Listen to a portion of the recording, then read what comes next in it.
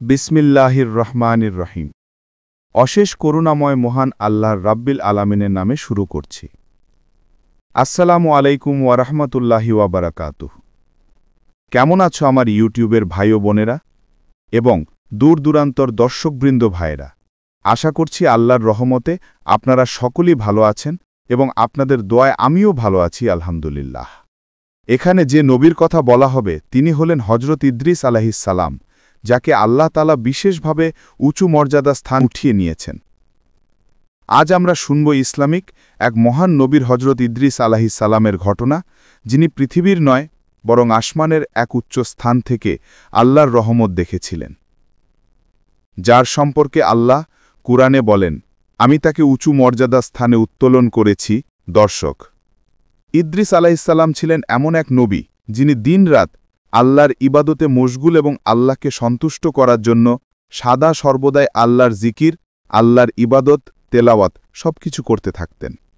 মানুষকে নেকির পথে ডাকতেন আর নিজের জীবন কাটিয়েছেন সত্য আর ধৈর্যের আলোয়। একদিন আল্লাহর এক ফেরেশতা তার কাছে এলো এবং ইদ্রিস আলাইহিস সালাম বললেন, আমি চাই আমার আমলগুলো আরও বাড়ুক, আমি চাই আমার রাব্বের কাছে আরও বেশি প্রিয় হতে। আমাকে এমন জায়গায় নিয়ে যাও যেখানে আমি আমার আমল আরও বাড়াতে পারি এবং ইবাদত করতে পারলে এবং আল্লাহকে সন্তুষ্ট করতে পারি। ফেরেশতা তার কথা শুনলেন এবং তাকে নিয়ে উঠতে থাকলেন আসমানের দিকে। এক আসমান থেকে আর এক আসমান, আলো থেকে আরও আলো, রহমত থেকে আরও রহমত। যখন তারা পৌঁছালেন চতুর্থ আসমানে, সেখানে মালাকুল মৌত দাঁড়িয়েছিলেন।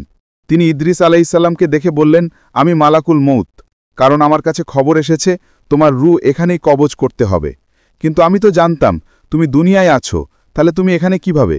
এভাবেই আল্লাহর হুকুমে ইদ্রিস আলাইহিস সালামের রূহ আসমানের উঁচু মর্যাদা স্থানে কবজ করা হল। এভাবেই তিনি হলেন সেই নবী যাকে আল্লাহ নিজ হাতে নিজের কাছে উঁচু মর্যাদায় উঠিয়ে নিয়েছেন। দর্শক, ইসলাম শুধু কোনো গল্প নয়, বাস্তব এবং আল্লাহর হুকুমে পরিচালনায় এটি একটি গভীর শিক্ষা। যে মানুষ আল্লাহর পথে থাকে, আল্লাহ তাকে এমন জায়গায় পৌঁছে দেন যেখানে মানুষের চোখ পৌঁছাতে পারে না, মানুষের কল্পনাও পৌঁছাতে পারে না। আপনার দুঃখ, আপনার কষ্ট, অল্প একটু ধৈর্য, অল্প একটু বিশ্বাস, আর আল্লাহ আপনার জীবনকেও উঁচু মর্যাদার পথে নিয়ে যেতে পারেন। ইদ্রিস আলাইহিস সালামের জীবন বলছে, আল্লাহর পথে চললে কোনো চেষ্টা কখনো বৃথা যায় না, বরং আল্লাহ নিজ হাতে উঁচু মর্যাদার দরজা খুলে দেন। দর্শক, আজকের এই ঘটনা থেকে যদি আপনার মন স্পর্শ করে থাকে, তাহলে নিজের জীবনে একটু নেকি বাড়ান, কারণ আল্লাহর কাছে পৌঁছানোর পথ এখনও খোলা, এখনও উজ্জ্বল, এখনও সুন্দর। কারণ মরণ নিশ্চিত, একদিন মরণ সবাইকে এই দুনিয়া থেকে ডেকে নিয়ে গহীন কবরের মধ্যে আপনার জীবনের হিসাব কিতাব কবর নিজে বুঝে নেবেন আপনার কাছ থেকে। তাই এই দুনিয়ায় চোখ বন্ধ হবার আগে কিছু নেক আমল এবং ইবাদত, জিকির, আল্লাহর কাজ করি, যাতে করে জান্নাতে যাওয়ার রাস্তা এবং জাহান্নামের আগুন থেকে বাঁচতে পারি, এবং আমল ইমান নিয়ে যেন জান্নাতের পথ সহল করতে পারি। আপনারা যদি আমার সাথে একমত হন, তাহলে আজ থেকেই তৌবা করে আল্লাহর সন্তুষ্ট এবং ইসলাম ধর্মের অদৃশ্য মেনে নবীর সুন্নাত তরিকায় জীবনযাপন করার চেষ্টা করুন। অসহায় মানুষের পাশে থাকবেন এবং যত পারবেন নেক কাজ করবেন। আল্লাহর ইবাদত, আমল, জিকির এবং ইসলাম শরিয়াত হিসাবে জীবনযাপন করুন।